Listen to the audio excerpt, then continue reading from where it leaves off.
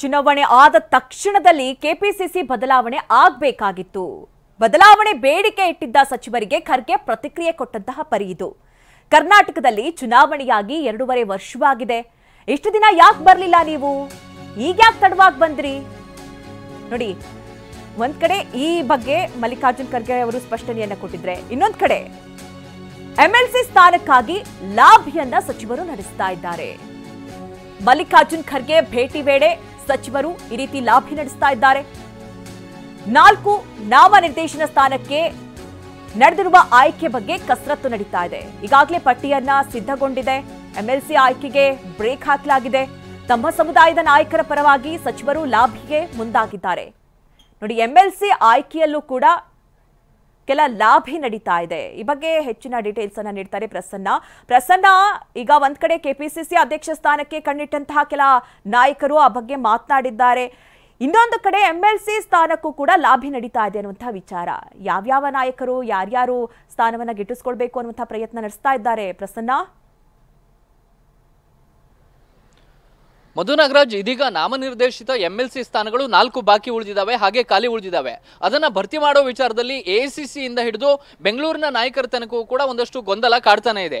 ಎಐಸಿಸಿಯ ಮಟ್ಟದಲ್ಲಿ 4 ಹೆಸರು short list ಆಗಿತ್ತು.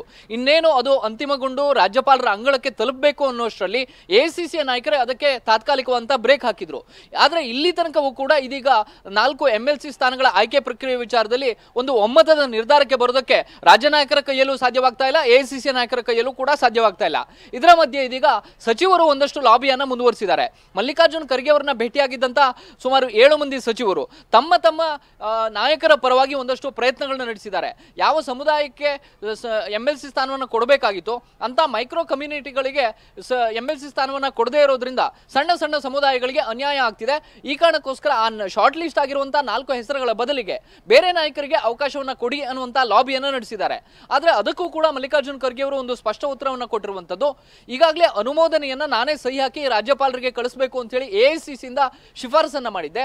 ಅದೇ ಒಂದು ಪತ್ರಕ್ಕೆ ಇದೀಗ ನಾನೇ ತಿರಸ್ಕಾರ ಮಾಡಿದ್ರೆ ಅಥವಾ ಯಾರ್ದಾದ್ರೂ ಹೆಸರನ್ನ ಕೈಬಿಟ್ಟಿದ್ದೆ ಆದ್ರೆ ನನ್ನ ಸಹಿಯನ್ನ ನಾನೇ ಧಿಕ್ಕರಿಸಿದ ಹಾಗಾಗುತ್ತೆ.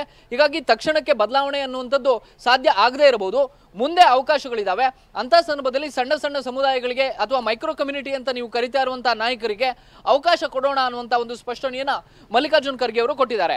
ಜುಲೈ 16ನೇ ತಾರೀಕಿನಂದು ರಾಜ್ಯ ಕಾಂಗ್ರೆಸ್ ಉಸ್ತುವಾರಿ ಸುರ್ಜೇವಾಲಾ ಅವರು ಕೂಡ ಬೆಂಗಳೂರಿಗೆ ಬರ್ತಾ ಇದ್ದಾರೆ. ಅಂತ ಸಂದರ್ಭದಲ್ಲೂ ಕೂಡ ಎಂಎಲ್ಸಿ ಆಯ್ಕೆ ಪ್ರಕ್ರಿಯೆಗೆ ಸಂಬಂಧಪಟ್ಟ ಹಾಗೆ ಸಚಿವರು ತಮ್ಮ ಲಾಬಿಯನ್ನ ಮುಂದುವರಿಸುವಂತಹ ಸಾಧ್ಯತೆ ದಟ್ಟವಾಗಿ ಕಂಡು ಬರ್ತಾ ಇದೆ. Madhu Nagaraj. Okay Prasanna, thank you ನಿಮ್ಮೆಲ್ಲ ಡೀಟೇಲ್ಸ್ಗಾಗಿ.